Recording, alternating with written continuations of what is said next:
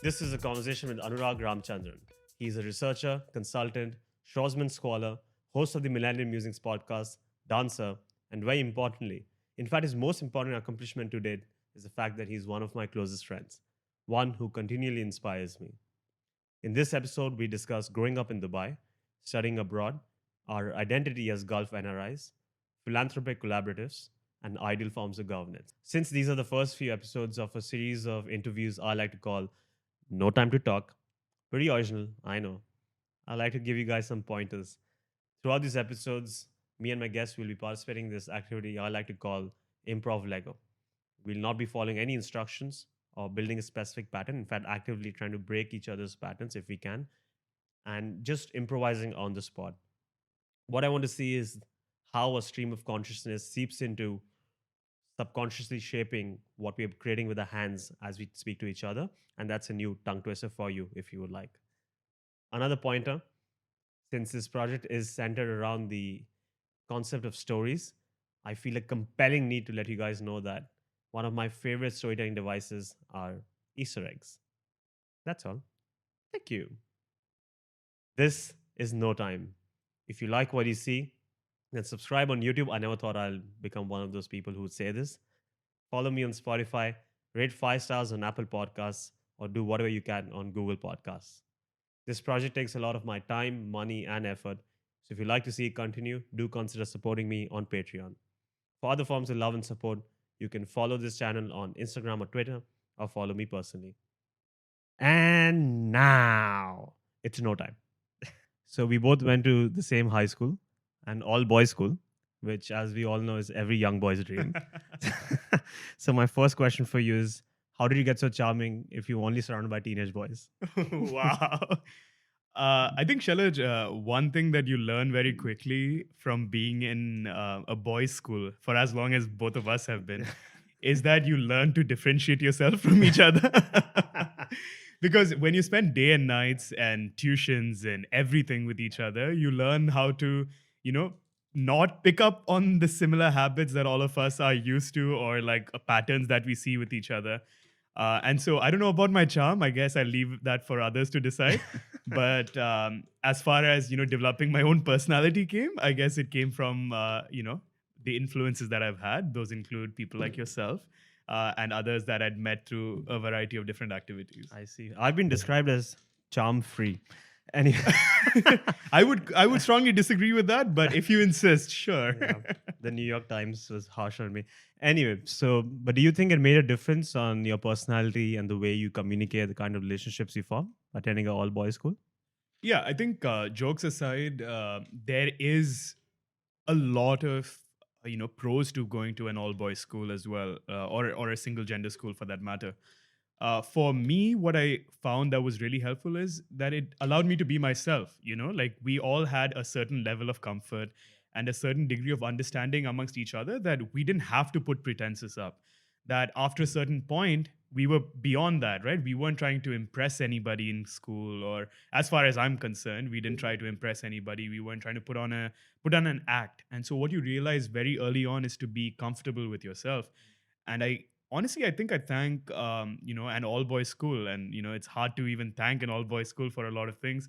But I think I'm very thankful that it allowed me to be myself, allowed me to be comfortable being myself, and find that confidence, which I find sometimes might be lacking whenever we're trying to put on pretenses to impress anybody else. Yeah, very interesting because on face value, it just feels like you're losing out. And you can just list it on the paper. There's a disconnect in your relationships, the way you communicate, especially if you're in an all boys school. But there were advantages to it, and both of us can vouch for it. This is what I felt. So I don't regret going to an all boys school, but I always wonder what the other option could be. Another interesting aspect of attending school in the UAE was we learned Arabic, which, for those who don't know, Arabic is a mandatory subject here, and those who don't pass it have to repeat the year. So, because of that rule in place, well, they used to structure the exam in such a way that any student who can't even speak 2 lines in Arabic can get 100 out of 100 out of it. And they used to do that by photocopying the exercise exactly how in the textbook and put that in the exam paper. So if there's a match to the following exercise, and the students would not have to learn what the lines meant, but just learn that the first line matches with the fifth one, learn 1, 5, 2, 3, or true and false, they had the same code. And I remember you tweeted about this a year back, where you said it was a shame that we didn't get to learn Arabic when there was an opportunity for us. And we spent at least 6 years or 7 years learning Arabic each.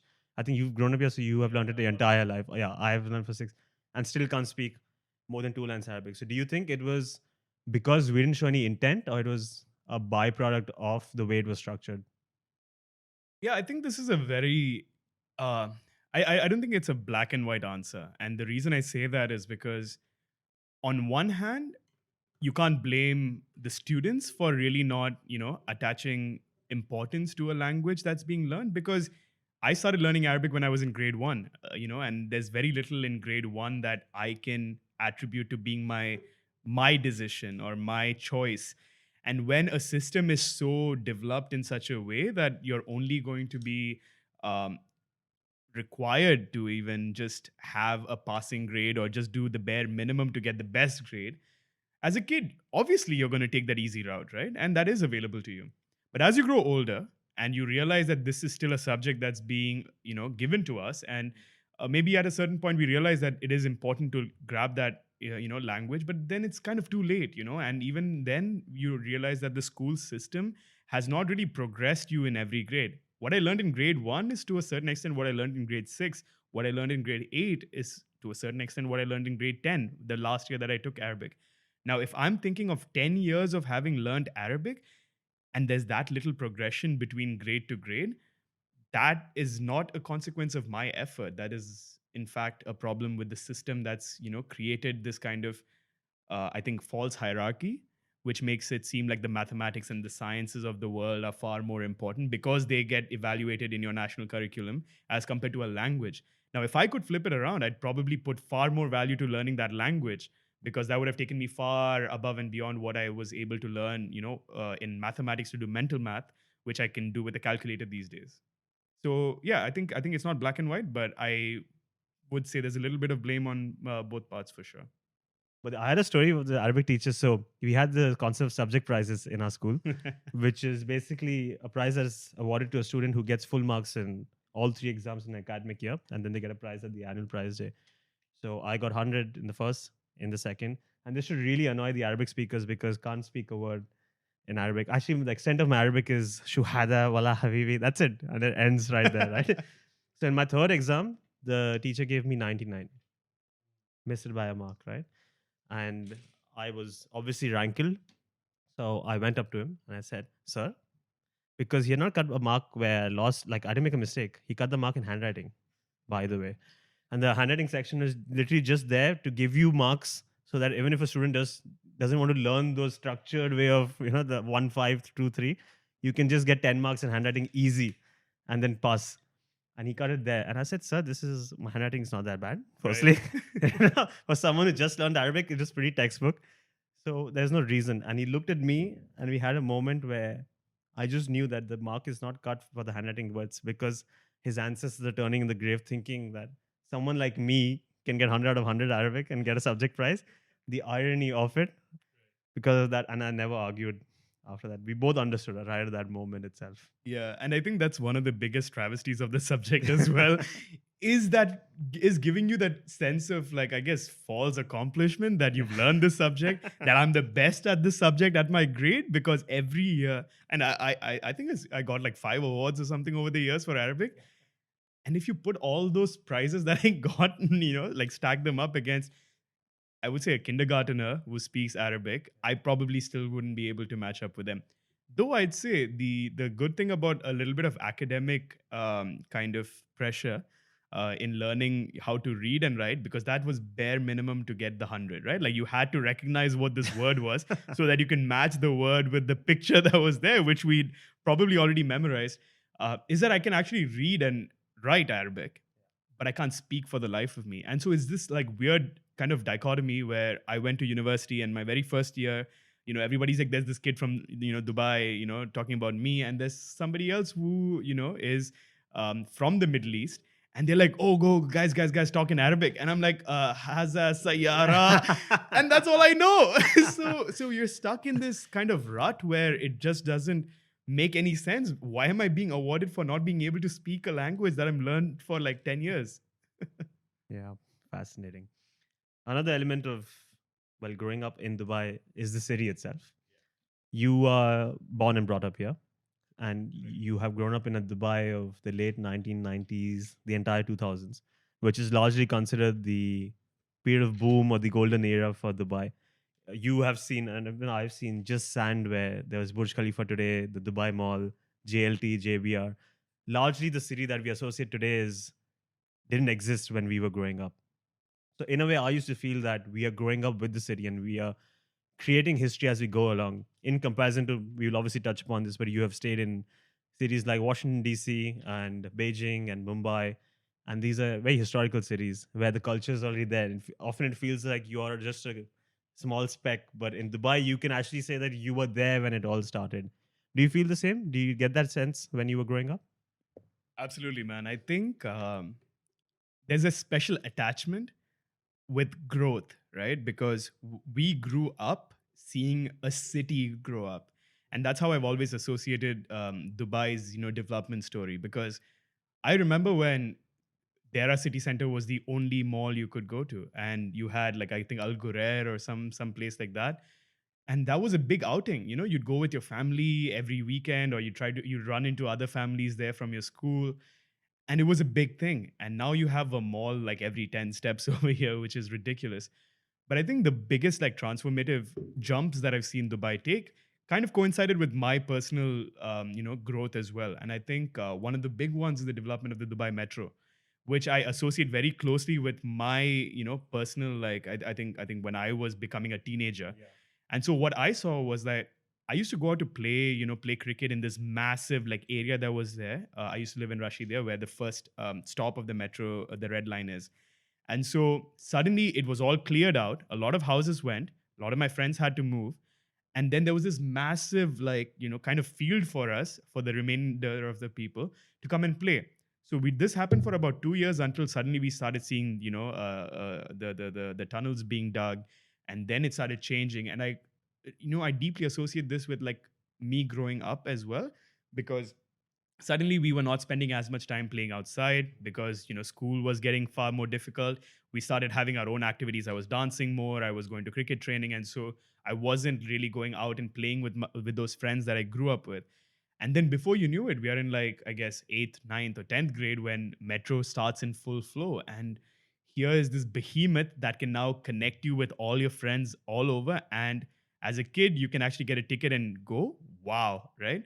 And along the same time came, Burj Khalifa and, a bunch of these different things. And so Dubai's development story is closely associated with mine. And in fact, every year since when I left the UAE and when I went to the US, every year I would come back with like some kind of development, right? Because I'm living on my own, in this new country. I joke about it like every year as my accent kind of changed, I came back to a Dubai that was deeply unrecognizable, So I would come back and I would see like Rashida never looked like Rashida anymore. And then my parents moved to a different location, and that location started changing every year. My friends started driving, and all these different changes happened as Dubai was growing. And slowly we saw Dubai become the center for like cultural, a big cultural hub. You saw Madonna come and Eminem come, and like these were things that we couldn't even dream of in the Dubai of the Dubai that I grew up in. And so it's a sense of pride even when people talk about Dubai as a destination for UFC, for IPL, and all these things. I'm like, my Dubai? No chance, You have that kind of sense of responsibility and a sense of belonging that I feel with Dubai, but at times it's also very unrecognizable. Yeah. Interesting. I remember we used to pass the Burj Khalifa when it was being constructed in our school bus every day. I mean, you can't miss it. It's the tallest buildings in the world. And we used to, I remember when they were just making the first base, we used to try and picture what it would look like in the skyline. And at first, it felt like it's not that big. It was like, that's what the hype is about. And then they made progress, and you saw that it was actually just the first year because it's a tapering structure. And then you could predict that if that is just the first base of 10 of them, what it's going to look like. And I remember that day vividly because it felt like it's going to break the sky. It's just going to pierce through. It was going to be that huge. And that's a story that I carry with me because now Burj Khalifa has become a global landmark. and we actually saw it being constructed. So that's a part of my childhood that I'll always cherish, because I've not been there when the Taj Mahal was constructed, unfortunately. Even though I may look that old, I am not, I assure you. But on the flip side, growing up in Dubai, you did cover a lot of advantages and disadvantages of it. One other element that didn't have much to do with the city itself was that I did struggle later on with a sense of identity. So we are NRIs. Well, you not anymore, but while you were growing up, we were NRIs, and that is largely seen as a negative label these days, because the sentiment is that they are Indians that are rich. If you have seen that money, please share it with me. And they don't know what's happening in India because they're not in touch with the scene. Their patriotism is misplaced. That is largely the conception. And on the other hand, we are not Arabs as well. In comparison to the second generation Indians that are born in America, in the UK, in Australia, their identity is American or Australian. They've grown up in the learning the local history. They speak the accent and the slang, and their identity is being Australian or American. But in our case, we are still Indians. If you still ask us today, I wouldn't say I'm Arab by any stretch, right? So I felt like I was nowhere. Did you also struggle with this? Yeah, I think it's one of the biggest and constant struggles of my life, where it's this. I mean, it's the phenomenon called third culture, right? I mean, we are third culture kids by many ways. You were born in, in the Middle East and raised, and I was born and brought up in Dubai as well. And so there is that deep connection to the city that we have identified with, but there's that sense of belonging that lacks because we are not native to the city and we'll never be. And so it creates this big dilemma of like understanding who we are, where we are, and how do we belong to any of these, constructions of, where and who do we identify closely with. This became, this was easy to a certain extent to ignore when we were living in Dubai and we were around all of us who had similar experiences. The moment you step out of this bubble, though, is when it like actually hits you. And recently, I had a discussion about this on my podcast with a very close friend of mine who had a similar experience, but in Hong Kong and in London, and it's an upcoming episode. But we totally dissect this, and this lack of belonging, on one hand, though, can be debilitating because anywhere you go, you don't fit whatever description is afforded to you, right? So in the UAE, when in the US when I went, it was like, okay, are you Indian or are you from UAE? And I'm like, I am Indian by my citizenship, but I've born and brought up and spent my entire life in the UAE, so I identify with Dubai. Do I speak Arabic? No. Do I speak Hindi? Yes. Do I speak Malayalam? Yes. But it's also like when you can't be placed into those little neatly made, boxes, is when you truly find how alienating it can be sometimes to not belong to what a stereotypical, description of a certain identity is. And so in the US, I experienced it where I wasn't Indian enough to hang out with the Indian students that were there. I definitely wasn't Middle Eastern enough to hang out with the Emiratis and the Saudi students who were studying over there. But what it also helps in this kind of like, I guess, third culture upbringing is that you can fit in into many of these different abstractions or nationalities or identities because you realize what it means to be a little bit of an outsider or like being a little bit outside the box. So it allows you to connect and assimilate into different groups. So I look at it as a double-edged sword in which on one hand it's made life very difficult to not fit neatly into different boxes, because even now when I live in India, I'm not accepted completely as Indian because people notice my accent or the way I dress or the way I talk or the way I carry myself, and it's a little different from somebody who's had their upbringing over there, which is totally fine and understandable. But at the same time, it's allowed me to assimilate in all these different countries that I've been brought up and I've lived my life in, and I'm thankful for that because it is a privileged upbringing. But at the same time, there is a lot of drawbacks to having that kind of your identity placed in so many different little abstractions. You touched upon going to America, so let's just address that. So right after spending 18 years in Dubai, you can all guess Anurag's age by that. You moved. Don't give it away, Shalaj. Don't give it away. Shit, we'll cut this out. So you moved to America, which, as you all know, is no young boy's dream. You went to the one country that is accepting of all immigrants. So from the day your flight landed, it must have felt very different for you, naturally. What was different about it? What stood out to you? Yeah, Shalaj, I think when you think about your dream of moving to the US and living an American life, little did I think about moving to the middle of America, the Midwest, where it's white country and they've not seen anybody like me for miles and miles, you know?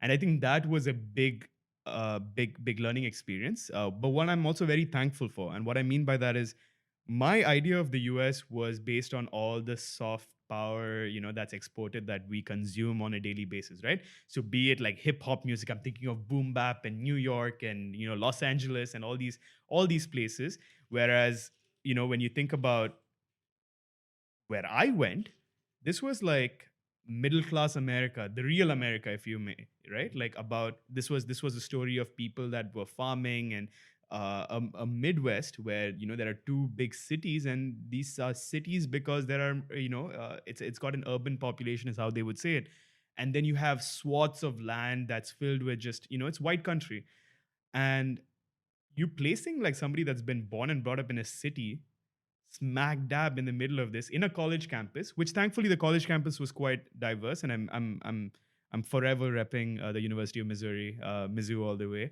But what I noticed was that when your expectations don't align with the reality at that point, you start to like realize that, okay, wait, now I'm not even where I thought I would be. I need to develop those kind of mechanisms that will allow me to like function in this environment that I didn't expect to find myself in. And no amounts of picture or Googling or checking out universities' websites really prepare you for what this place is going to be like. um, but luckily for me, the Midwest is also a place that's really warm. That have people, if they're not, accustomed to you, sometimes they do open up their houses and hearts and minds. And I was lucky to find those people in my life, and that made my transition so much easier. But not knowing how to convert degree Celsius to degree Fahrenheit, or miles to kilometers, kgs to pounds, and all these different things hit me like a brick wall, and I chose not to live in an international student housing location because I wanted to be closer to my major.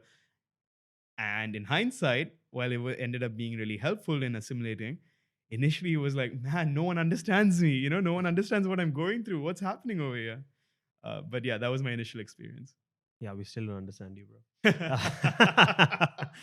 We'll cut that out again. Throw me under the bus, Shalaj. Throw me under the bus. Yeah. So I want to bring this back. You initially mentioned that when you went to America, you couldn't relate with the Indians as much. Obviously, we are talking generalizations here. We both met some really incredible people. I spotted an interesting dynamic. So I went to the UK, which is what America wishes to be. Controversial Yeah. statement there. Just kidding, guys. So what I spotted was that if, let's say, the tuition fees for studying abroad is $60,000 per year for undergraduate, it's a very big amount. And there's a family in Dubai and there's a family in India, and they're both sending the kids. For the family in Dubai to afford that fees, they can still be a middle class family in Dubai, but the family that sends the kid from India has to be a rich family. And this is largely to do with the median incomes, the purchasing power, the costs of living over there.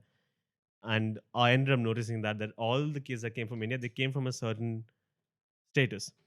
Now that necessarily isn't a bad thing, and the immediate outcome or the immediate observation you will make is that they might be arrogant, which is not true. I met some really incredible people, and they were all humble and down to earth. But there is a difference, I feel always, that being taught humility and it being a byproduct or as ingrained within you as a part of your upbringing, and that was there, doesn't make much of a difference. In fact, I give more credit to the people who learned it because that goes against their upbringing. But one difference that I spotted as an example that comes to mind is they would always prioritize experiences over money because for them their priorities are different. And I used to count everything down to the penny because within me there was a guilt because you and me can both relate. I mean, it's all relative, but we've largely grown up in a 2-bedroom apartment, shared a room with our siblings, no luxurious vacations, no luxury cars, no brands in the house. It's a lot for a lot of people, and in comparison, it may be way too much. But in our minds, we never felt like we were living like a very affluent lifestyle. It was a normal middle class household. So that was one difference I spotted there, especially in comparison to the Indians that came in from India or the Pakistani students or the Bangladeshi students from this country in the subcontinent. Did you spot that as well? Absolutely, man. And I think, yeah, that's why, to a certain extent, it was difficult to relate to the experiences or relate to that category that we would otherwise be easily clubbed into, like Indians, because our experiences were quite staggeringly different. And so I took on jobs the moment I got to my university. Like I was working in my residence hall. I was a parking ticket, the guy that gave out tickets and was hated on by the entire university. I did tours for my university, like anything to make that extra pocket change so that I can take that burden off my family. And that was always at the back of my mind. And not until my final year, when I'd actually saved up some money, did I do any traveling. Until then, it was always like, if a friend invited me to their house, great, I can jump into their car and go and hang out with them. Otherwise, stay put, come back home, because that's an expensive trip back as well. Whereas some of the more affluent international students who tended to be South Asian to, excuse me, to a certain extent, um, I think they've seen almost all of the US. They've traveled to the Bahamas and Hawaii and all these different places. And you're right. I completely resonate with you, because I was penny pinching from the very beginning, whereas others were looking for those experiences. And again, given that everything is relative, I'm still thankful for the fact that I was able to get there and have the kind of education I did. But it also made it very difficult to relate with what otherwise would have been an easy box to put you in. So I didn't relate to the Indians very much. In fact, I related more to some of the Americans who were paying their way through college, because I had 2-3 jobs, they had 2-3 jobs. And so the very little time that we had, we weren't planning, extravagant trips. We were planning like, okay, let's take a day off for ourselves by just going to this free event that's at the university, or watch a free movie that they're playing today. You left America in 2016. Mm-hmm. Why did you leave? That's it. Um, well, I foresaw the upcoming Trump election, and no, absolutely not. That was nowhere even close to what the reality was. The reality was quite simple. I had the absolute privilege to work um, in institutions that influenced policy at the highest level in the US, which included the US Senate, as well as a very prominent think tank where I was doing counterterrorism work. It worked great for a certain extent, to a certain extent, because what happens is, when you're working in any kind of intelligence related space, is that it's very taxing on you to constantly see death and destruction, and then kind of deconstruct it for like policy proposals and whatever. And this was happening on a daily basis. And as like 20-year-old, 19-year-old intern, or like an early career professional working in these places, it takes a toll on you. So after a considerable time that I spent working and living in Washington, D.C., where I convinced my university through scholarships and fellowships to have an opportunity to live and work in Washington, D.C., I had to go back for my final year to complete my education. And what happened is, I found myself really being disaffected, and disassociating myself with the intelligence apparatus, because what happened is that when you're not a part of that group where you can find your safe space in memes or whatever, even though it's a like very dark humor, and you can't talk about any of the work that you're doing because of non-disclosure agreements, it becomes a very lonely experience. And what I found was that, for me especially, that lack of community that I could talk to about these really disturbing things that we were seeing and deconstructing every day became a little hard to handle. And so I started looking for an out. And the out for me came in terms of this incredible opportunity, which was the Schwarzman Scholars Program. Whereas anybody would have, or most people that had, spent considerable amounts of money and effort to go to the United States would want to stay there. I was just looking for an out at that point, and it came in the form of this incredible scholarship opportunity to actually go and live in China, of all places, as part of a leadership program, and that changed my life. All I'm saying is, while you were there, Obama was the president, and the moment you left, Trump got elected. So, not pointing any fingers, but thanks, Anurag. Right after you left America, you went on this trans-Siberian trip across Russia, Mongolia, and China, I believe. And I believe it had a profound impact on you. So it's story time, guys. What was that experience like for you? Yeah, so I think, Shalaj, I mean, while the Trans-Siberian takes the cake in terms of like the most transformative travel experience I've had, I guess that whole summer played a monumental role in my life. And what I mean by that is right after graduating, I did a 30-day backpacking trip across India with three of my white friends, which was a terrific experience in many ways because, again, as an Indian citizen, but never having lived in India, but having that sense of identity to show my friends around my country, it's like a weird experience altogether, because I felt foreign in many parts of India where we were traveling, and the exact same experiences that they were having or reacting to certain things I was having, but I had to be like, no, no, no, wait, I'm Indian, I can speak the language, I can get us all around, which was a very very big experience in learning in learning how to travel and learning how to manage expectations and realizing how to like structure travel experiences in a certain way. Now right after that, I was fortunate enough to help organize and go on this trans-Siberian trip. So as I mentioned, the scholarship program that I was doing was based out of Beijing, and a bunch of us, came together from that trip, about I think what 12 of us, and said we're going to go on this trip, right? And it came out of an idea from my friend Blaze Boomer. Shout out Blaze from Cameroon, and he loves adventure, and he's got this insane sense of like what becomes like a transformative thing. And we just planned it out, and at different steps of the way everybody had different kinds of inputs, and then we ended up with just this incredible group of people. We had one Russian speaker, again out of completely like random. We had people that had varying degrees of experience. So one of them had worked in Navy Special Forces in the US for a really long time, and he was on our trip as well. We had someone like me right out of university, pretty green. We had a couple other people that had a lot of experiences, and so here we are, like a motley crew of like a people from all around the world, and going on this trip where we had 4 stops across Russia, Siberia, Mongolia before flying into Beijing for the start of our program the next day.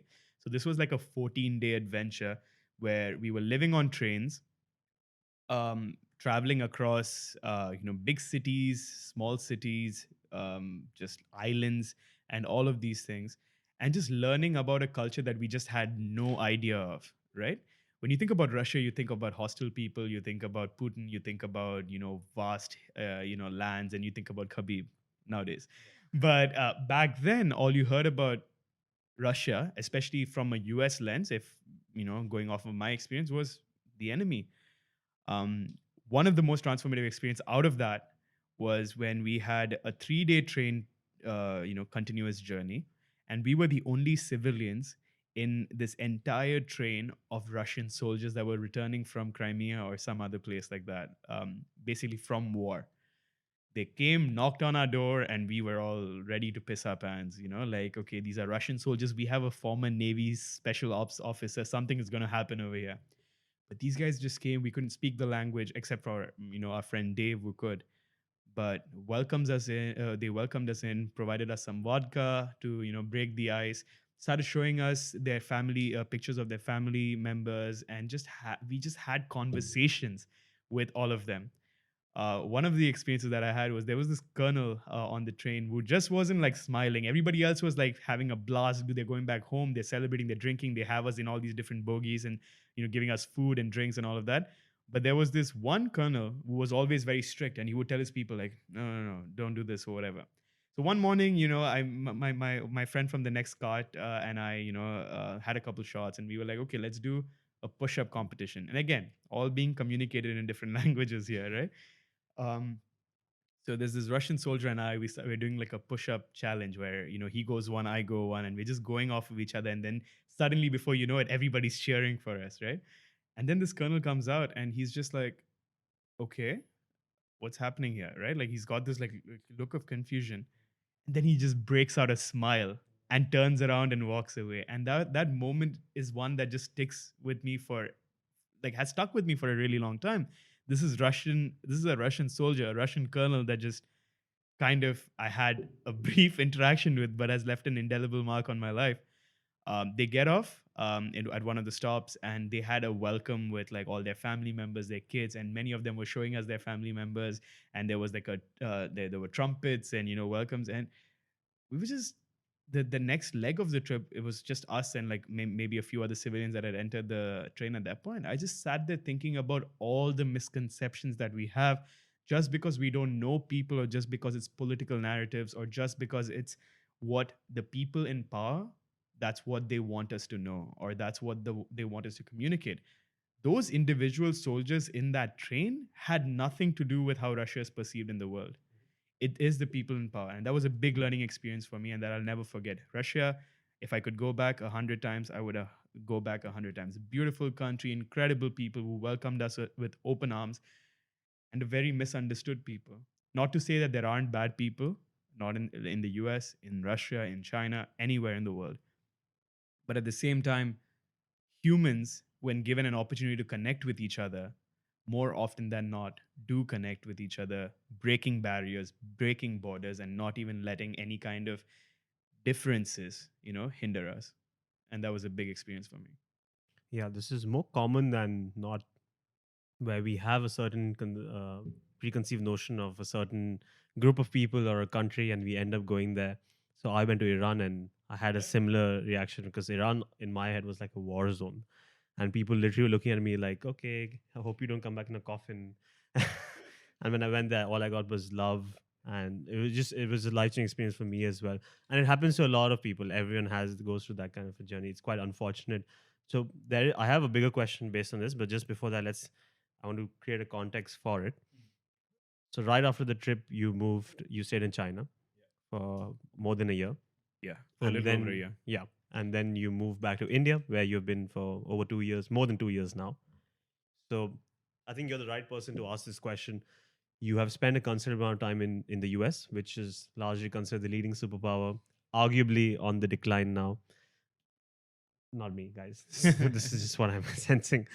And you spent time in China, which is considered now the leading superpower in the world and will be for the next couple of decades. And India, which is touted to be down the line, maybe one day, jab achhe din aayenge, one of the superpowers. So you have spent time in all three of them. Were there any factors that stood out to you that showed you why they were where they were? Whether it was the people, the culture, history, international relations. This is something you have done a lot of research in, the politics, form of governance. Yeah, I think that's an incredible question, and one that is not going to have an easy answer. So bear with me while I go in different directions. So one of the things that I feel that has made the US a superpower, and that it continues to kind of hold its own in the global stage, is this acceptance of what the global order requires at what time. Now that sounds like a really hefty thing to say. What I mean by that is, a superpower, in order to maintain its power, often has to curb other emerging powers, right? The US understood this role right from the very beginning at the end of the World War II, when it realized that the former powers, the former strongholds in the world, especially in Europe, were not going to take on the mantle of global leadership, didn't have the size, didn't have the population, didn't have the military, didn't have the economy, and had been just crushed by years and years of war. And you had the Soviet Union, which was there. What the US had to do was build a us versus them narrative, which also, to be fair, the Soviet Union was pushing, and had to just build allies around the world. What it did well is build those allies, and it realized the importance of building those allies into a kind of codependency, which would mean that, hey, if someone attacks us, you come with us, or if someone attacks you, we will come and support you. An interdependent world like this works very well into the US hands, because it has that size and power and economy to support this kind of structure. And obviously it works well for them because they make a ton of money. The population uh, you know has great incomes and prosperity, etc., etc. Now, once it's realized this and its people are happy with this kind of economic growth, there comes a point after a certain period of growth, where once you beat the middle class, which the US did over time, and your people get to a point in which everyone's wealthy and rich, and at that scale, the US is a big country, and so after that, people start asking questions about freedom, about liberty, about personal dominion over what they want to do. The US is going through that phase right now, where for a lot many years it was on autopilot.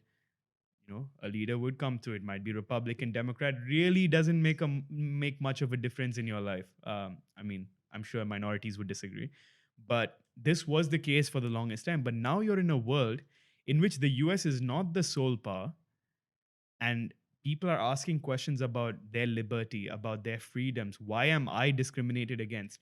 And that only happens after a certain point of economic growth, where you can start thinking about these kind of questions.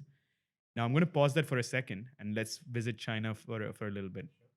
The reason China has had such a like basically a behemoth kind of growth, and has lifted people out of poverty like no other country in the world, is because it was previously, at least ever since the Cultural Revolution, a very poor country. And what a homogeneous economic system can do, economic system that applies to everybody, be it an autocratic way or in a democratic way, is that when people realize that your lives are going to drastically improve every day, every month, every year, really at that point when you're making the jump from poverty to middle class or whatever, comfortable class you can call it, is that you're really not questioning your freedoms or your rights or any of that. So now China is in that period of growth that US had experienced all those hundreds of years ago, where their population was just, kind of getting into the middle class.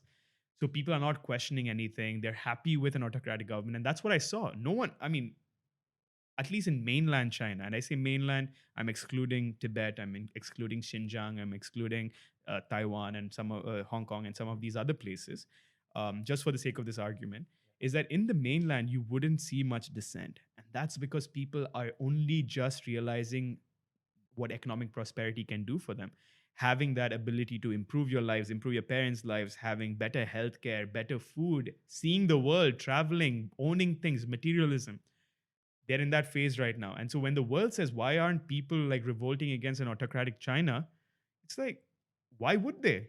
Their lives are improving at such an impressive and drastic state.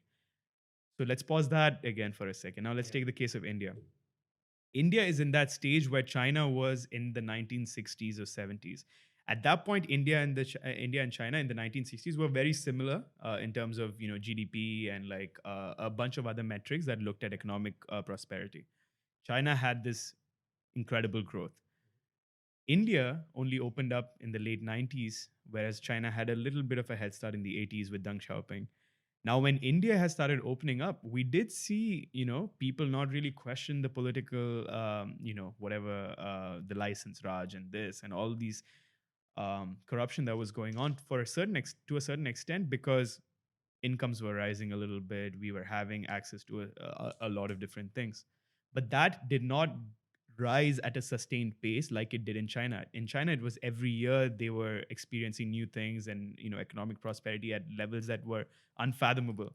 In India, unfortunately, a bunch of oligarchs took control of industries or businesses, and certain castes and groups started like accumulating knowledge and accumulating different kinds of economic instruments. And so we haven't seen that kind of economic prosperity happen in India yet. But that said, we have the demographic advantage where we have a very young population that can, push the wheels of the economy to get to a certain point. And that's what the entire, I think the narrative is hinging on, is that India will eventually be able to get their young population to do magic and wonder and all these kind of things. But if that's the idea, without an actual plan to lift people out of poverty, to make the society equal, it's really not going to amount to anything. And that's my concern with India right now. And that's what I'm seeing right now in India, is that, yeah, we'll be talking about the demographic dividend forever, but unless we did what China did, and I'm not, supporting what China did at all I'm saying is that whatever measure was taken in China, it applied to at least a majority of the population, and that suppressed dissent to a certain degree. Now, people are going to say that India is a democracy, and so things are slow. Agreed, 100%. But there's no plan. And if there is no plan, it only sets us back. So now we're placed in this world in which you have China rising, you have US under terrible leadership, kind of succumbing its power and giving away control of some of the places that it previously dominated, including international organizations.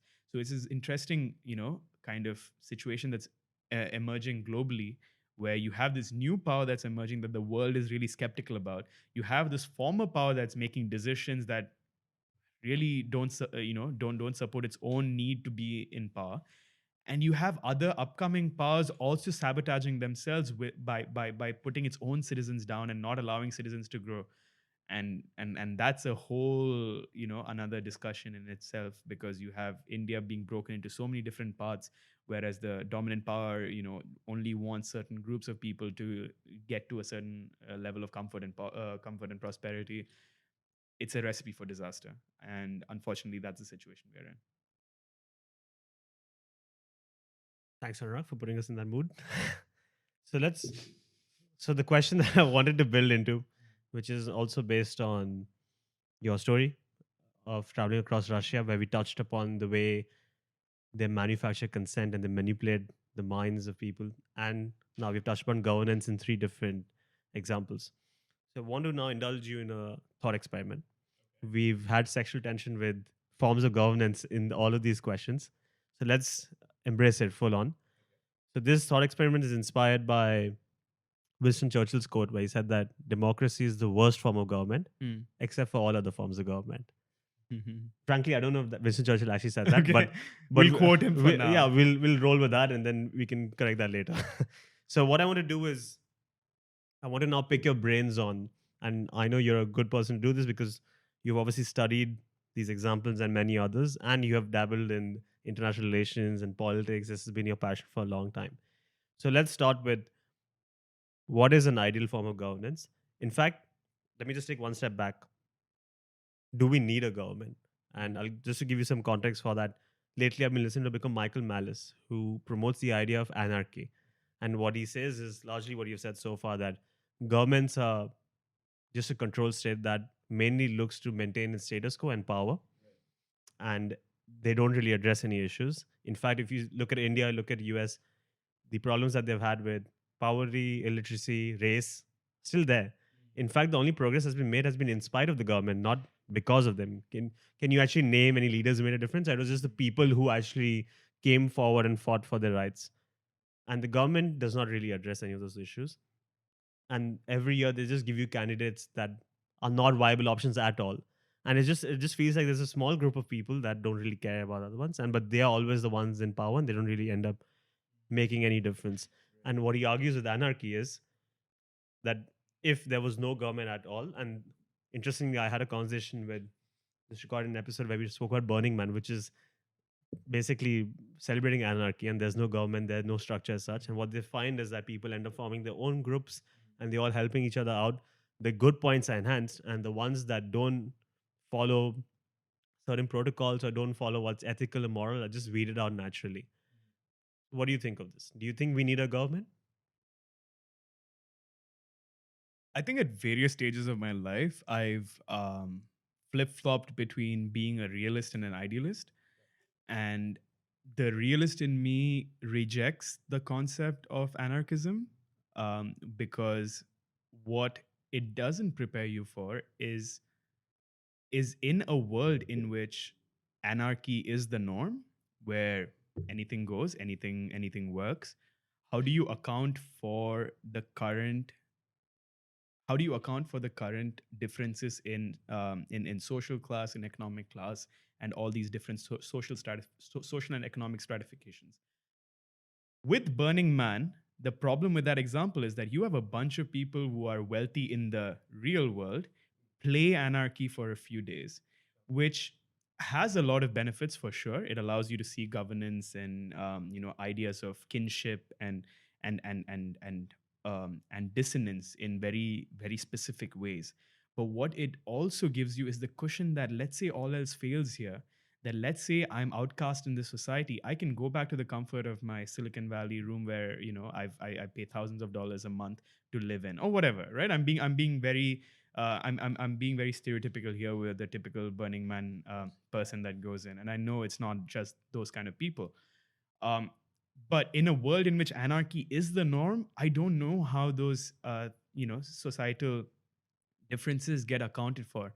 And the problem is that, yes, we can talk about anarchy as this ideal concept, just as we can talk about communism and socialism and all of these. And I love those concepts because ideally it accounts for an more equal society than it is. But the problem is we are transitioning from a society which is deeply unequal. And the realist side of me cannot differentiate between, oh, in an ideal world where everything is anarchy, where this, I still think about how do you transition into anarchist kind of governance or an anarchy from where we are today. And that unfortunately gives me no clarity on whether or not these social or economic stratifications will continue to exist. And if they do continue to exist, what's preventing the already wealthy or rich from, controlling the mechanism of delivery of, basic needs to everybody? And that's my issue with and thinking about ideal systems. Can I just stop you there Yeah, for a yeah, moment? I don't want to absolutely. interrupt you, but I No, just want to explore this for a moment. Do you think these social stratifications are necessary? And this is something that George Carlin referenced when he said that the rich are just there to collect all the money, pay none of the taxes. The middle class are always there to do all of the work and pay most of the taxes. And the poor are just there to scare the shit out of the middle class so that they keep showing up to work. right. So, do you feel that this is all part of, I guess the best way to put it is a facade, if that's the right word for it, to make you feel that this has to exist for an ordered society when actually there are other ways to do it? Absolutely. I think society does not have to have definitions for people in many ways, right? And again, that's the ideal society that doesn't have it. But in a world in which these definitions already exist, these stratifications, these demarcations exist, we have to build a governance system that can uplift those that are unfortunately that have been pushed to the bottom of society by others that once utilize their powers to do it. And don't come at me with the but I'm not responsible for the the things that my ancestors did.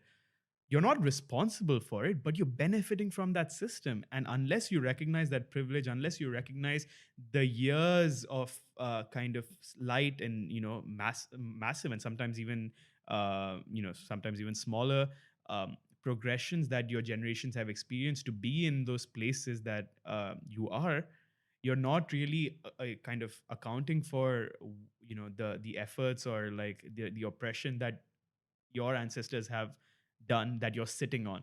And so sure, right, like I can go on length about how caste should not exist, how economic stratifications are horrible, whatnot, etc., etc. But what I want to discuss is like, how do you fix all these? And I think that's the conversation that we need to move into, instead of like discussing theory that really doesn't that really is not going to amount to anything.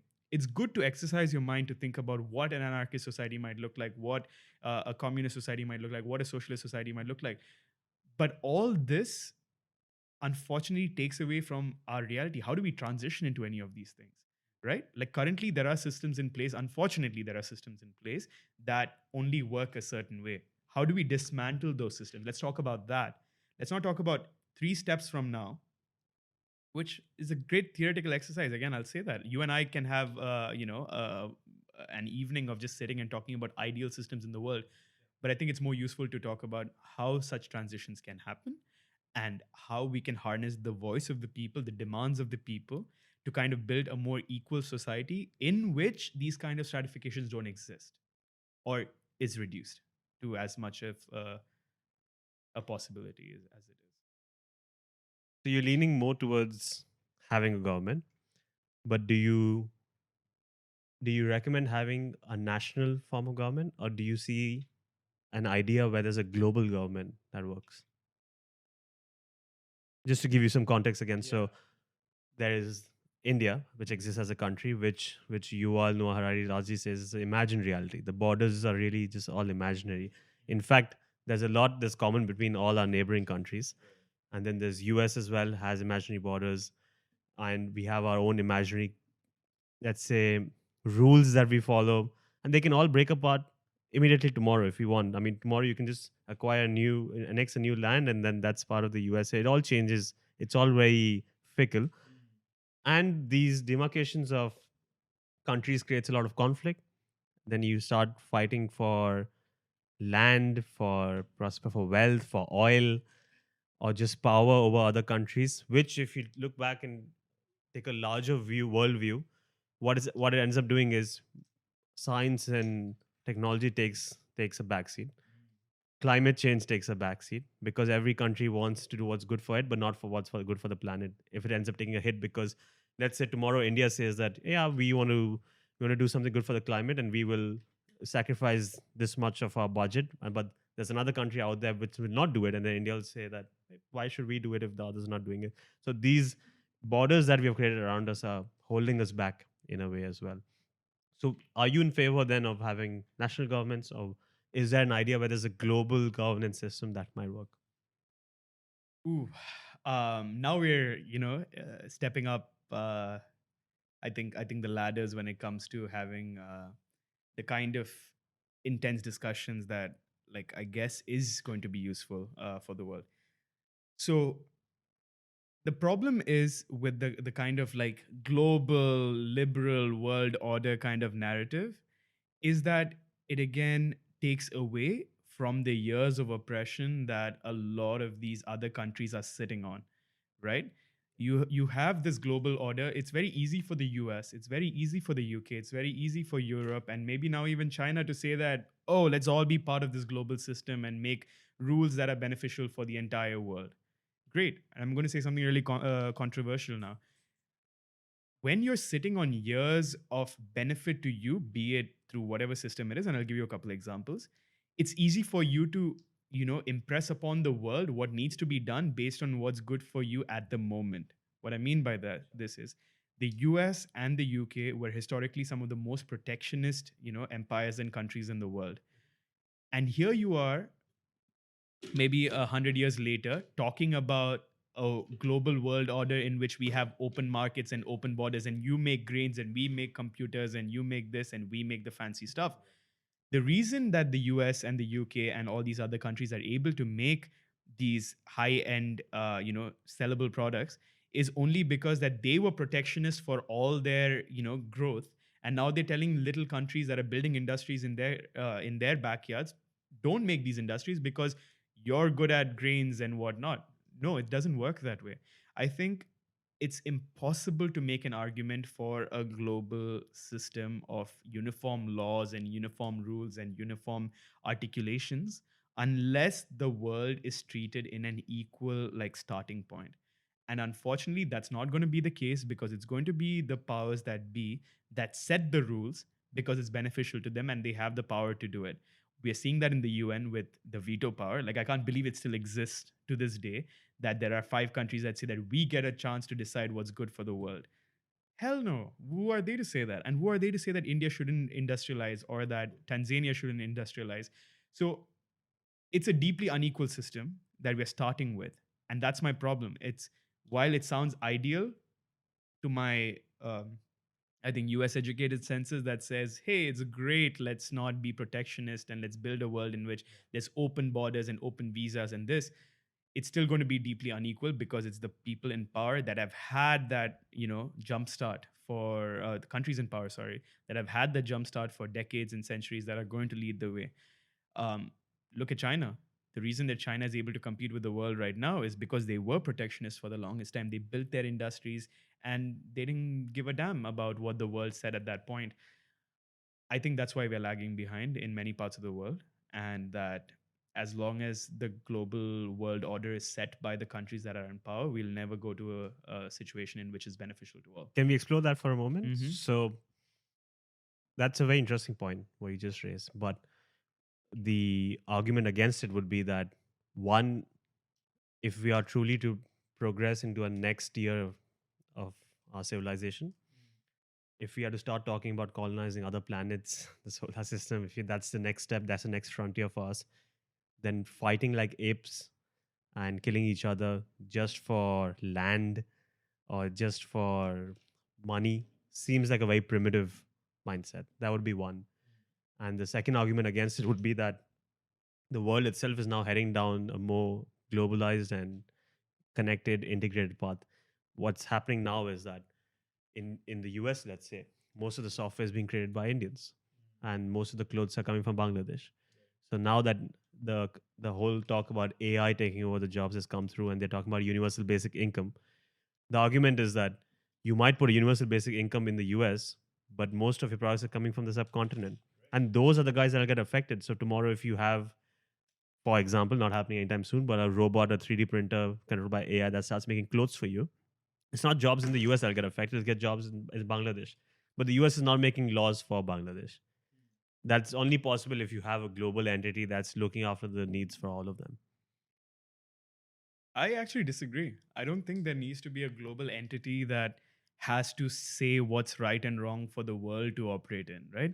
Again, what we're going to do is we're going to stand by the values that the US sets, because the US is going to say we need cotton workers in Bangladesh to produce this for us, and this is all we can afford. So the universal basic income at the floor should be XYZ.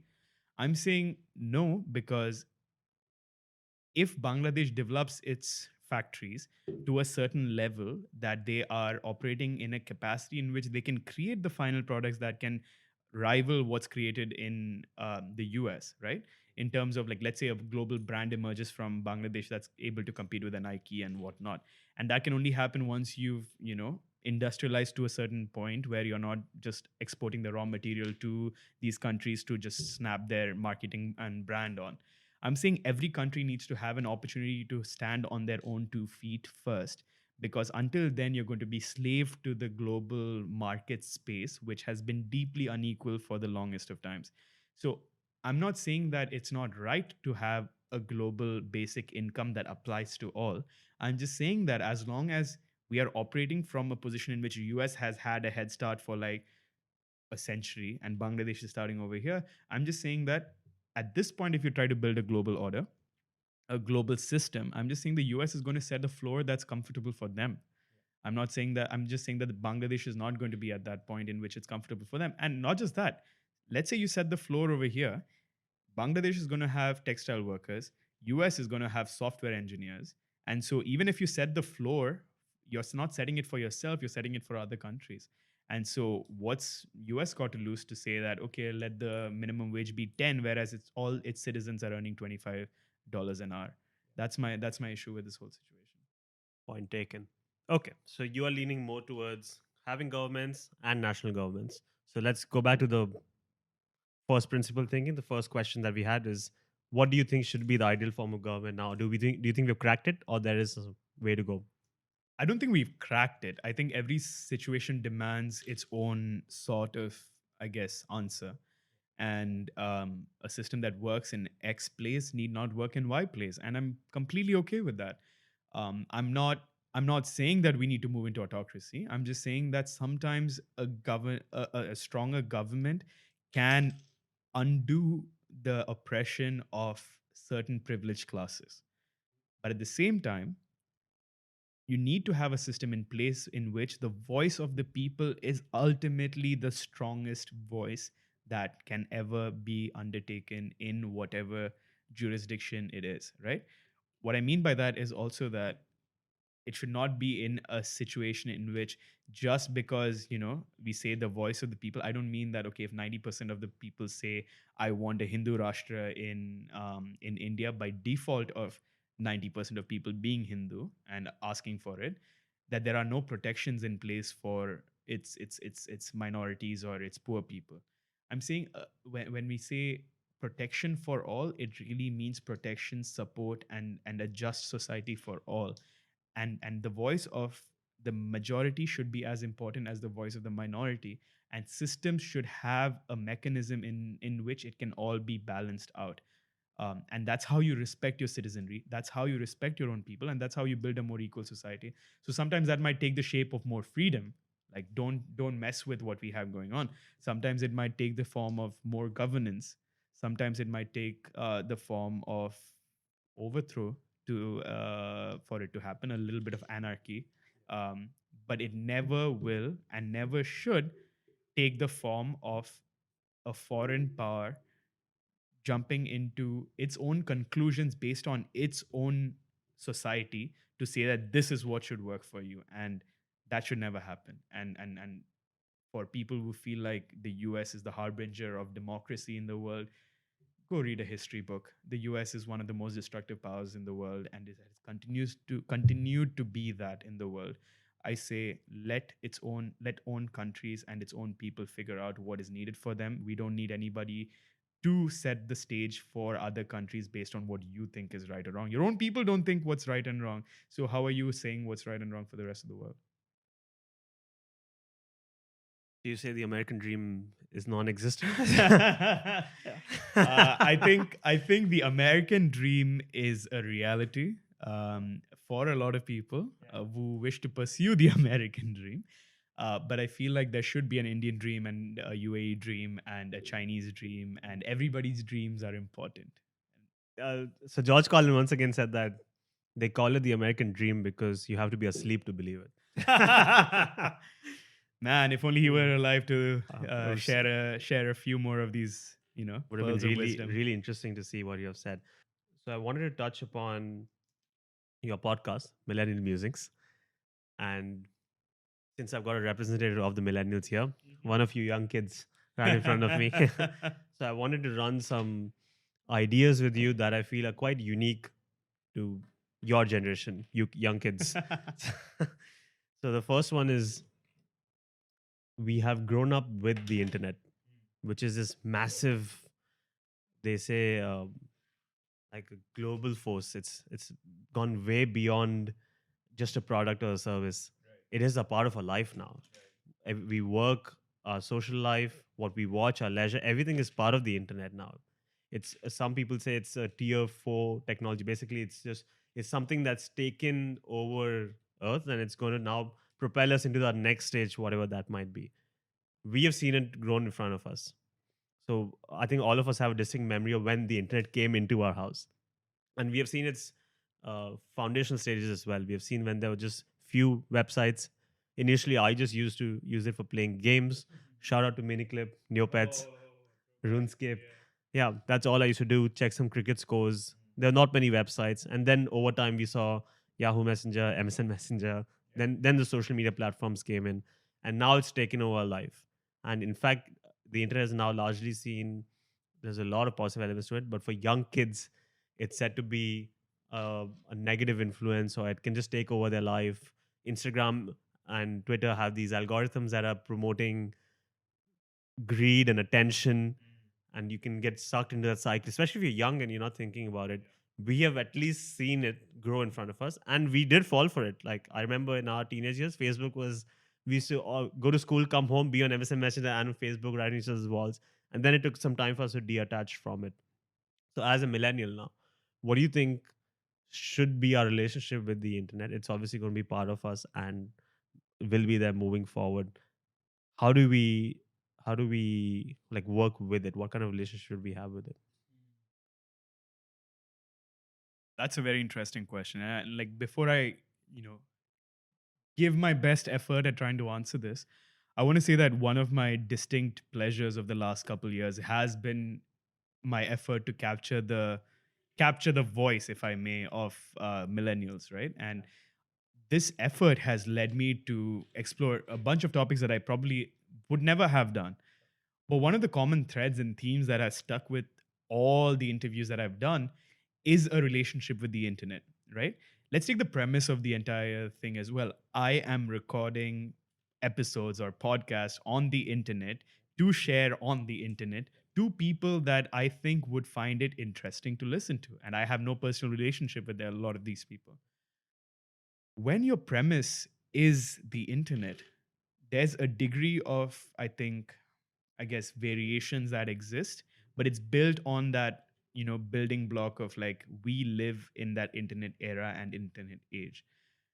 I think for the longest time, the criticism for internet or the support for internet came from a place of like lack of understanding of what this new technology is, right? As you said, it's evolved over time in so many different directions and ways, and we've had to reconcile what it means to be human beings that have a distinct part of our lives that live online, right? And so the problem with a situation like this is that you will have former generations talk about a world in which the internet didn't exist and the good old days and the great big, era of their times where people were playing outside, etc., etc. I just say that it's just a different world, and that world, their world, had its own ups and downs and big challenges. Our world has its own ups and downs and big challenges, and it's all okay because it's just a part of evolution. We can't be living in a world in which we made flames and sat around caves, hiding in fear of animals. And similarly, we don't exist in a world in which many people played outside anymore. And it's part of evolution, and it's also something that we need to be careful of because it's moving at an incredible pace. But the fear of not having a grasp of like how kids these days are going to live on the internet and all that, I think it's a little overblown. I think that, as is in every situation and every society, that we will find out a way that's an optimal balance. But by the time we find out that optimal balance, we'll move on to something new, and that's okay, is what I'm saying. Another element that's pretty unique to millennials, and the internet has a huge role to play in that, is this is a topic you covered on your podcast where you discussed the cancel culture and our association with role models. Yeah. And in that episode specifically, you were talking about Michael Jackson, which resonates with me as well because Michael Jackson was like the thing, and his music and his dance, he was it, right? And now obviously all the revelations have come in, and clearly Michael Jackson wasn't the purest guy on earth. Apparently, comes as a shock to me as well. And Also allegedly, right? yeah, It's not been proven. It's et cetera, et cetera. Yeah. allegedly, sure, Caveat, yeah. yeah, but Yeah. it does seem possible to me. If you are a fan of him, you cannot. There will be some smoke, if not the fire, right? And this is a discussion we had, I think, a few months back, where you mentioned that it's hard for us to have role models, and I also agree with you in that sense. And in fact, all our peers, all our friends, when you keep asking them who are your role models, it's more of a question of, I used to like him, but now this, now that. And my theory is that millennials, and this is where the transition happened, we don't really have role models because we grew up in an era where the hype was there around the role models. We didn't have the internet. And wherever, let's say Michael Jackson, we only saw him in the concerts or just heard his music, and we see her stories about him, and there was just hype and the bubble around him, or just interviews on the news, actors, celebrities, the list goes on. And then with the internet, we started getting connected a lot more. We started following them on social media, on Twitter, and we started hearing parts of their life that are beyond the art. And we heard the tweets, and we found that a celebrity is bigoted in a certain way. Michael Jackson, a lot of people came out and they voiced their concerns about him, and other celebrities as well. So what started happening is, for someone who grew up with that bubble, the hole started getting poked in, and because you were on that end of the spectrum, now you just completely went to the other. It's like my love for WWE. Like initially I thought it was real, and the day I found it was fake, then I just flipped, and I stopped watching it for many years until I revisited it after a few years. You know, but it ends up happening that once that bubble is broken for you, then it's very hard for you to come back in. Do you think that's the reason why we don't have specific role models, or there's some other reasons why? I actually like, in many ways, Shalaj, I think I look at it in a more positive way, right? Um, in the era of having role models and undisputable, like incredible people, where we just looked and like, I want to be this person. I think we lost sense of what it means to be human because all that was projected was a certain side of these individuals. Michael Jackson, incredible musician, genius. So he probably has to be great at everything, is what we thought. Or that's how things were put out, right? Like infallible cricket players, WWE superstar, etc. Whatever. Like talented people were marketed for their talent to become role models for us, and we never questioned beyond that. I think in many ways, what the internet has done for us is to show that they are just as human as we are. We make mistakes, they make mistakes. Some of them are able to capitalize on their talents and get to a certain place where it's because of their talent, but they might have the same anxieties that we have, same depression. It's made celebrities far more relatable. To this day, I look at Michael Jackson and think that, oh man, like I, I, I can't relate to him because of the fact that he lived, or we were watching him in an era in which you just didn't get to know of any of these celebrities. Today, we know about this person's depression or that person's bigotry or this person's like flings with somebody or lust for some other person. It's made them deeply human. It's also, for me, destroyed the concept of quote unquote role model, because if they are human and I'm human, oh well, So why are we putting people on pedestals and making them out to be gods and queens and kings when we are just as capable to be gods and kings and queens in our own world? Celebrate yourself is what I've learned. We make mistakes, they make mistakes. We have talents, they have talents. Let's not put people on unnecessary pedestals because it's just unnecessary. Let's celebrate who we are. Let's look into ourselves to find that inspiration. And fair, you look at somebody's talent and you say that's great, or they have qualities that you aspire to. Sure, do that, but also realize that they have a whole world outside of that, and they have their own lives in which there are a bunch of things that we will never know about. And so why put them on that pedestal? Do you have a tendency to value their negative elements a bit more than the positive? Because I tend to do that. I feel it's naturally. I mean, it's like if I get 10 compliments of someone and one criticism of someone, I focus on the criticism. We I think as humans we are more loss averse, and we focus more on the negative than the positive. So let's say I like Elon Musk. There are 10 things I like about him, but then tomorrow he might put out a tweet that I don't like. And then in my mind, it'll always be like, oh, yeah, he's a visionary, but he did this. Is this something you do as well? Yeah, I guess obviously, right? Like, I think the sensationalism comes not from the fact that somebody is talented at something, it comes from the fact that they've messed up, because we all love a little bit of a mess up, right? Like, it's sensational, it's covered in news like 24/7. It's become this like constant cycle of like, let's find that crack in somebody's armor so that we can like look into it deeply and see a deeply flawed person. um sure, I think there is an attraction to find negatives in people that seem like they don't have negatives and are beyond reproach. But I think that it's also necessary to balance the idolation out, right? Like, so you have Elon Musk fanboys just like roaming the internet talking about every word that he said as like, ultimate genius and all of that. Feeling attacked. Let me go back and check out your Twitter, shall we? So I think it's a necessary balance that there is that amount of attention given, because it's deeply guarded, right? Like, you don't see, like, Conor McGregor pays millions of dollars to have like this fortress built around him. But when he slips across that across the fortress, and we hear news about sexual assault or this or that, it makes it's necessary for that to be blown a little out of proportion, because there are all these forces like PR agents and Yeah, marketing and lawyers always trying to suppress those news. of So I think it's course. just a balancing act.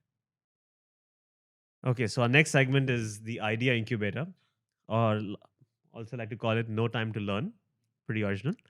And in this segment, I ask my guests to share an idea, concept, or theory or an experience that has had a major impact in their life, or just something that they wish to share with other people.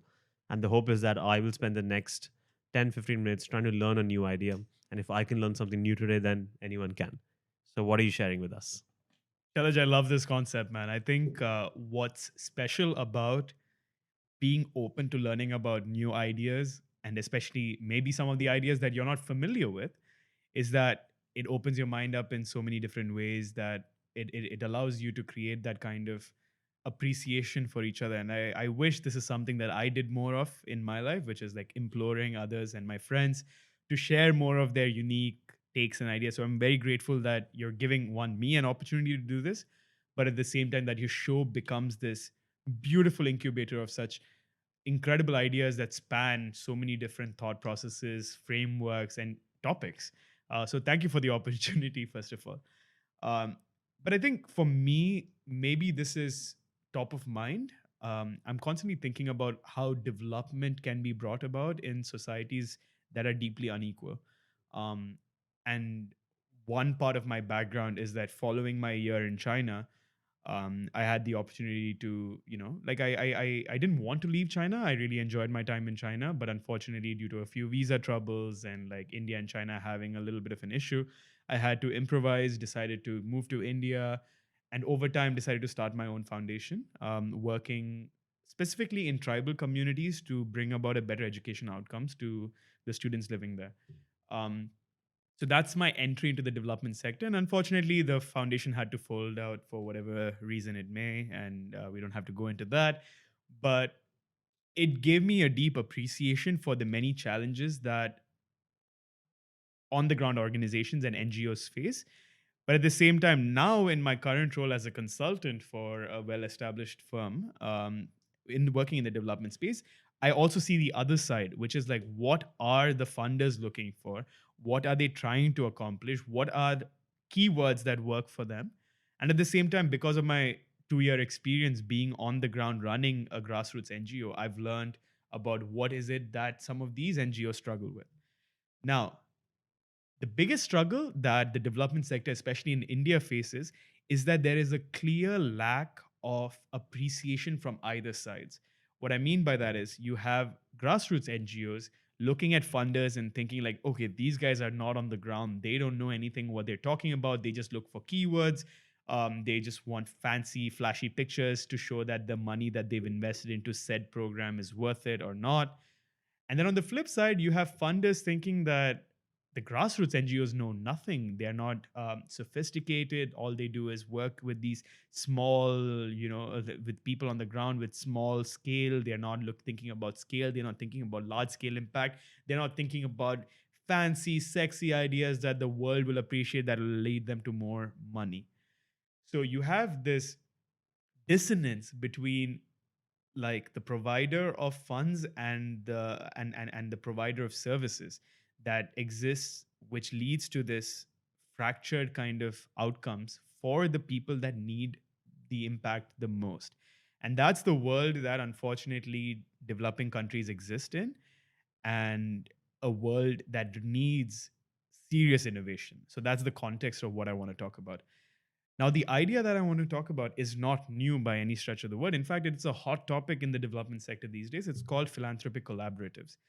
It's top of mind for me right now because I just recently did a project with my firm focusing on a collaborative. I can't talk more about the specific project, obviously, but it left a deep mark on the way that I think about finding solutions to, global development challenges. A philanthropic collaborative is, as the name suggests, a group of people coming together for whatever purpose to serve a specific philanthropic outcome.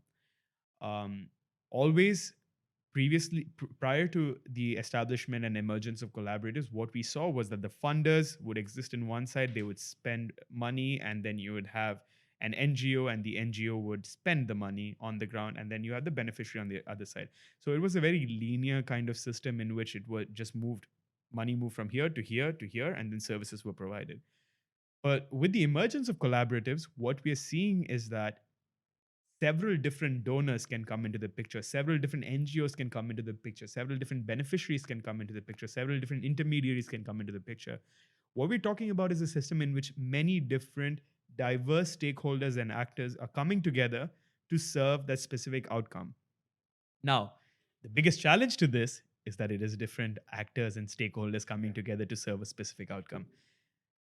Benefit to it is also that you have so many different stakeholders coming into the same picture to serve this particular outcome.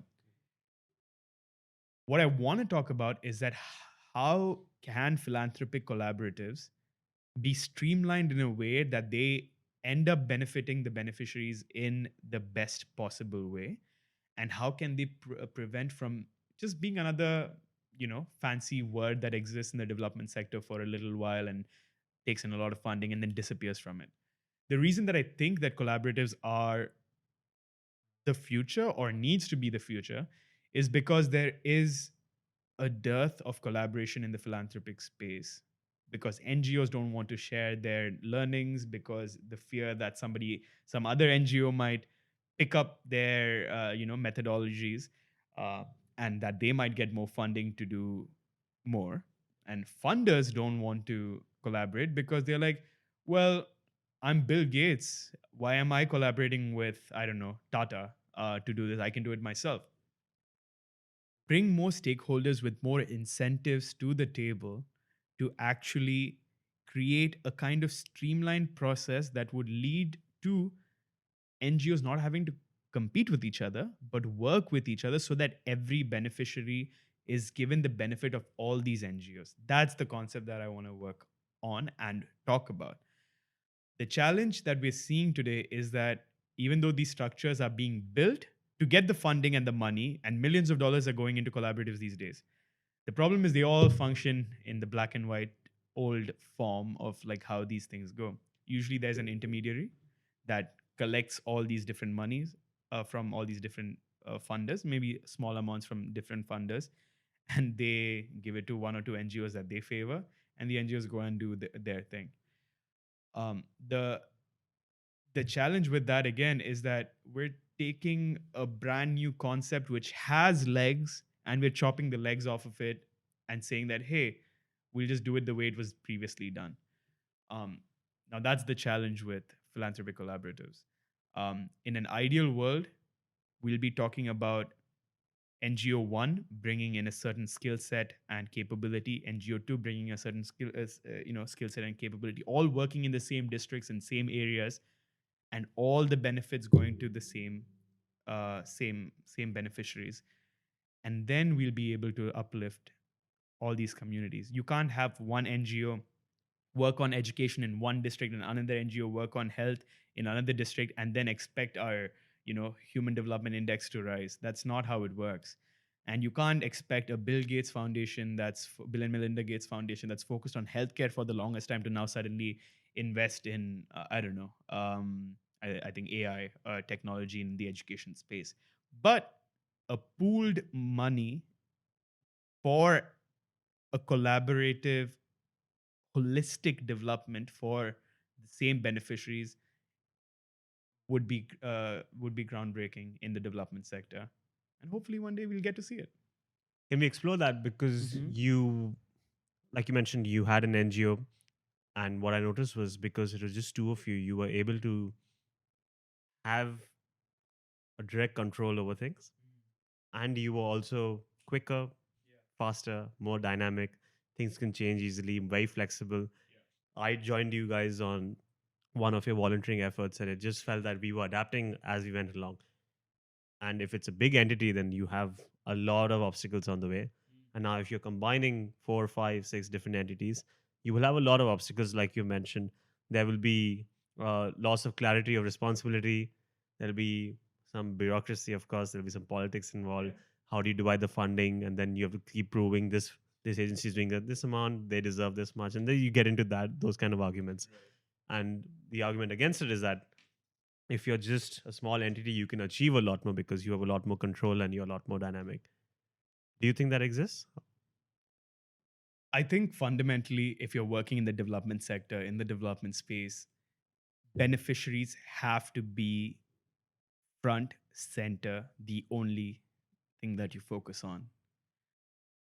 I can't be tied to my methodology or my flexibility or my ease of doing work when I Yeah. know that there is another system in which my beneficiaries or people that I'm working with can accomplish and their lives can be enhanced so much better. Right? Who am I to say that, okay, it's just I have a little bit of control, there's a lot of flexibility, so screw that. This is what Mm. I'm going to do because I run an NGO. I can't think about it like a business.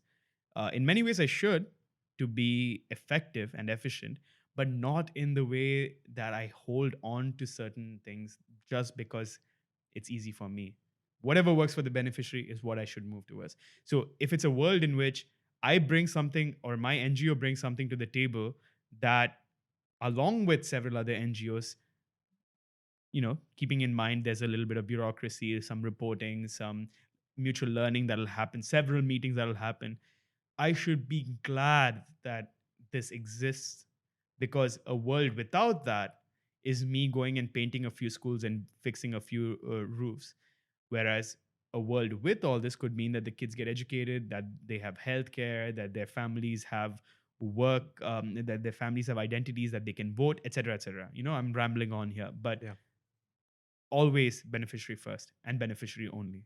So this leads into a question I have for you about effective altruism. Mm. So this is something I've struggled with personally. So love to hear your thoughts on it. On one hand, you have what you did, which is start an NGO and you're on the ground and you're making a direct impact. That's your full-time job, right? And you're trying to build something. And on the other hand, you can work in a big MNC or a big firm and you get a good package and you pledge 10 to 20% of your salary every month into charities, which is largely what I try to follow. Probably might have not followed the pledge throughout, but that was the goal. And the arguments are that if you are trying to start your own project, starting something new is very hard. Starting something new in India is even harder. Starting something new in India that doesn't make profit is you have tried to like you're fighting the kraken, right? So you are doing that, and then you have to compare what you're able to achieve from there, how hard it is to build that portfolio, and how hard it is to get funding to just start something from the ground up, or someone like you who can just work in a good company, get a great package, and then pledge that amount to an organization that you know is making an impact. And when you compare that, then you'll have to start noticing which option is making a bigger difference, because there's a constant flow of funding to an organization that needs it, or you're trying to start something that might not make it somewhere. Is this something you struggle with? Yeah, I think it's always important to recognize that you should not be reinventing the wheel over and over again. The value add always has to be in addition to what already exists. And only then should you think about starting an entity, an organization, or whatever that does whatever work, right? We, through my foundation, we were working in communities that got zero help. You've been there, you've seen it, you've been an integral part of the experience. And so these schools weren't painted for 40 years. These schools didn't have roofs that were fixed for XYZ, decades. And so the value add was that we were working in areas that didn't have help before and no one was moving into those regions. So what we brought was a value addition over and above what was already being done. Did what we do, like, was that groundbreaking? Like, was no one else able to paint or, like, fix roofs and all of that? Absolutely not. Everybody can do that. But we worked in an area in which it wasn't done at all and it wasn't going to be done. And so that was the value add. So one can be working in places that others are unable to reach. Another can be bringing in some new idea that nobody else can execute, or that you have special expertise in that you can do better than what's existing. That's a great value add as well. The third one is that you genuinely are moving in a direction in which that on the ground experience is going to allow you to do whatever kind of impact at a much higher level someday down the line. I'm all for that as well. I think I'm sick and tired of funders just thinking and not realizing the on the ground reality and just thinking that there's only one way that I'm going to fund the famous organizations or like the well known ones.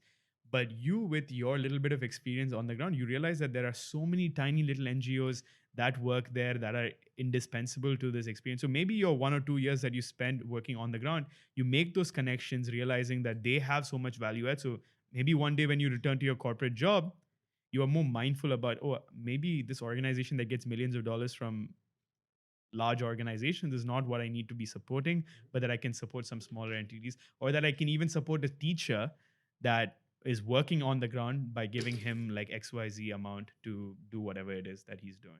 So that appreciation for how things work on the ground, about the delivery, about the access, that only comes from on the ground experience. So I'm not as skeptical as others are about individuals who want to start doing good in the world and starting an organization. Maybe I'm biased because I did that myself, but I think any good is usually better than no good. And so if your heart is in the right place and you want to do the kind of work that you're doing and it is a value add, sure, by all means go ahead. But at the same time, if you're comfortable with just giving a portion of your money to an organization that deserves it, by all means. There are so many organizations that could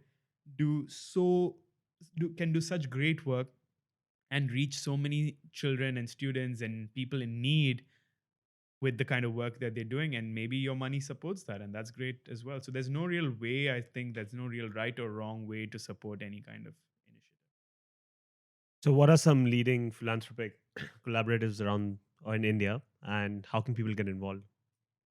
So I think in terms of supporting collaboratives, it sits at a level above.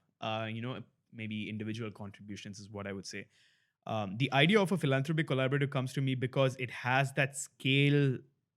It's got that scale because you have large organizations pumping large amounts of money to do large amounts of work on the ground. But if you're talking about what individual contributions can do, what I greatly say is that look at communities that are not getting the support. Maybe it's your little village that you're from, or maybe it's a community that you have never heard of. Mumbai gets enough money. Delhi gets enough money. Large cities get enough money because it's easy for you to go and monitor them. And so large organizations are constantly pumping into big cities. Look beyond that, is what I would say. There are so many organizations where your money could be far more impactful than, let's say, making an already $1 million NGO I mean, have even more money. Not saying that that is not going to be useful, just saying that if you are starting out on your philanthropic journey and you want to put your money where you might be able to see the biggest difference, find places that are not getting that money, find rural places, find communities that have been oppressed for years and years and years, be it because of caste, be it because of creed, because of social stratifications. Find them, find those organizations, and your money will go a far longer distance Before we move on to our final series of questions, I would like you to interpret what there. we have built today with our Lego. There's a massive structure we built in the center, and I think some smaller elements. I think yeah, that's it. So, what do you think? What do you think is here? I think, Shalaj, more than even describing what this is, I Mm. guess it's what we have accomplished here. What you would have noticed is that at many stages, parts like this kept breaking it Yeah. off. And you would have noticed that I kept putting them back on. So it's the feeling of like kind of being left out that, kind of got me nervous and anxious. So I was Yeah. just like picking up the pieces and putting them back into the structure. What I like about this, again, this is me like diving really, really deep into Yeah. trying to interpret something out of nothing, but lots of different colors, lots of different peoples, lots of different ideas, lots of different thoughts, all of those coalescing into one structure. And so, interpreting that and extrapolating it to the rest of the world, I would say that this is what society should be like, Mm, with different ideas, thoughts, people, everything, yeah. and ideas should be a coalition rather than individual ones. Interesting.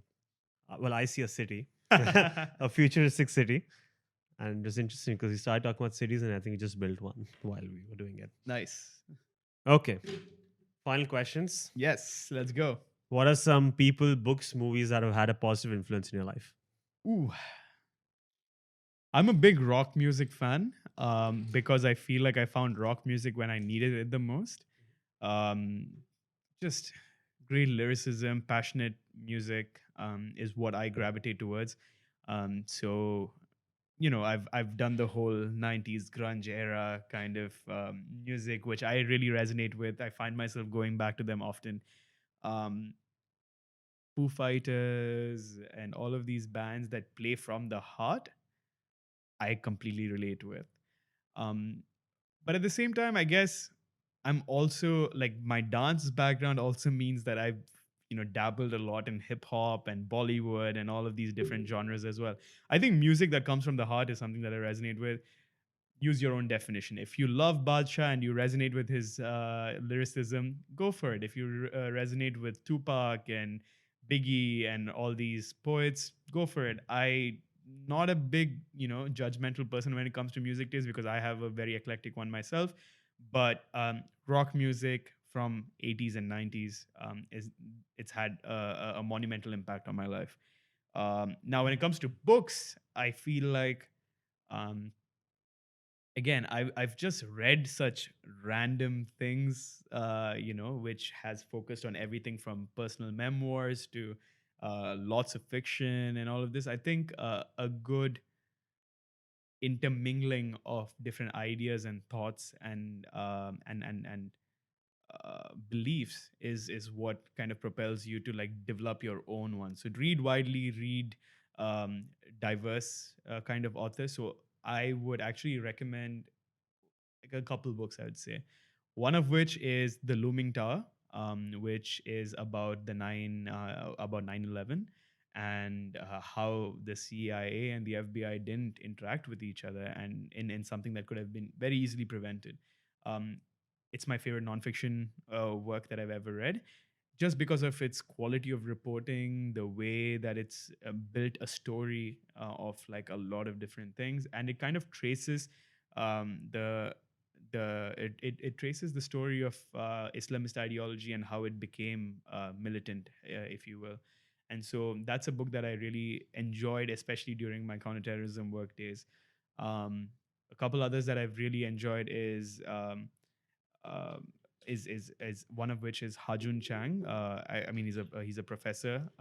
There's a lot of great books that he's written, but one of my favorite ones is called Bad Samaritans. And this completely flipped my thinking around on global economy and markets, because what I was taught in the US and what I grew up learning was that markets are great, markets adjust themselves, free market, free market, free market.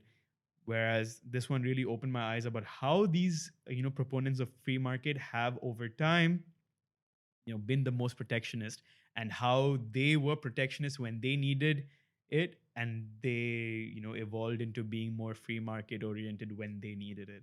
And so reading that book really opened my eyes about like how the popular narrative is not necessarily always the true narrative.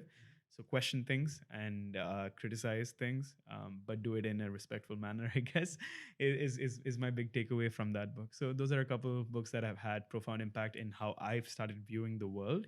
Um, and yeah, and there's a lot of fiction that I've read over time, which we can do an entire episode on. Part two. What would you like your legacy to be like? Ooh. We don't take it easy up here, man. uh, I think legacy is. I think the luxury of thinking about legacy is afforded to those that have had the opportunity to understand themselves in very deep ways. I'm still in the journey of understanding and realizing who I am. And I think it'll take me a couple years to think about what I want my legacy to be. But ultimately, I think what I would love it to head towards is one in which talks of respect, of values, of attitude, all of those coalesce into like a solid narrative in which people can say this is somebody that lived his own truth. Um, that would be great. But for me to define what my legacy needs to be, I'm still exploring who I am. And maybe one day, a few seasons down, we can sit down and talk about who I am, what I think I am, what I think my legacy needs to be. But I don't think people, I firmly don't believe, and maybe for others it's different. I firmly don't believe that you can talk about your legacy without knowing who that you is. And I'm in that journey right now. Do you often contemplate your mortality then? Is it like a driving influence in the decisions you make? Does it guide your actions along the way? Yeah, I think living life to the fullest is obviously something that I strive towards doing. And I guess there is a little nugget of the impending mortality that becomes a driving force when it comes to why do I want to live my life to the fullest, right? Um, why didn't I wait until I was 30, well established, made a bunch of money to start an NGO? Because I don't know if I'm going to be alive at 30. So today, if I want to build an NGO and I have the means to do it and I have the support system to do it, I want to build it today. Why put off for tomorrow something that you might not know that you would be around to know and experience? So I guess there is that hint of mortality, I guess, but I'm not necessarily thinking about my impending death or because of that, what legacy I'm going to be leaving or anything like that. I think every day, at least for the last few years, my journey has been to try and discover who I am. And that's been a process that I'm working really hard on by journaling, by trying to expose myself to different thoughts and ideologies and individuals. And it's an ongoing journey. And I don't think I might have an answer for that anytime soon, but um, maybe it is a desire to discover who I am before I die. That is the force, but it's not something that I constantly think Interesting. Final question. about. What do you think is the meaning of life? Oh, wow. I think after talking about mortality, Yeah. it's almost a complete flip to switch your mind into thinking about what the meaning of life is. I think life, for me, is an everyday process of searching for growth. Whenever I'm the most, I think depressed, I would say. I'm not afraid to say that. I think mental health is something that I've struggled with over the past several years, um, and I think the recognition that my mental health is usually at its weakest when I find myself stagnating. I think that's a fair statement to make. And so, when am I living? I'm living when I'm growing. When am I living? I'm living when I'm around people that encourage that growth in me, and that I can encourage that growth in them. And so for me, life without, well, life as in like the span without constant growth is meaningless, because it means I'm depressed. And if I'm depressed, I'm not living, is how I would experience, I would talk about my experience, because I want to be living happily, excited, seeing that incremental change in my being. Um, I think that's what living is, and I'm seeking that growth every day. And you would be surprised at the number of journal entries I have about being upset about that stagnation, because I feel it often. It's constantly nagging that there is that lack of that push, and so maybe that sometimes pushes me to live a little more. The meaning is growth. That's pretty powerful. Anurag, thank you for coming to the show. Where can people find you? Oh, wow. So I run a podcast which is called Millennial Musings by Anurag. My man right here, Shalaj, has been on the show 3 times already. He will be a constant fixture at it. So if you enjoy his content and you enjoyed whatever I said, do tune into the podcast. We talk about everything that is related to millennials and a younger generation. I'm kind of exploring the Gen Z space as well. So um, our generation is poised to take on leadership of our society, our world, in days to come. And it's time that we start exploring how we react to certain, impetuses, and in how we react to certain ideologies, and what are these developing ideologies that we have. So it's just a show that I talk about everything from love to relationships to alcoholism to climate change to politics, Michael Jackson, MMA, even. And so it's eclectic, but it is an attempt to capture that voice of millennials, is how I would say it. Otherwise, I'm on social media mostly as at Anurag RC. But yeah, that's about me. Sounds great. Anurag, it was an honor and a privilege. Thank you for inaugurating No Time. Brother, it's such a joy, and I would happily be back any single day. Only if we invite you. Oops. Thank you, Anurag. Signing off.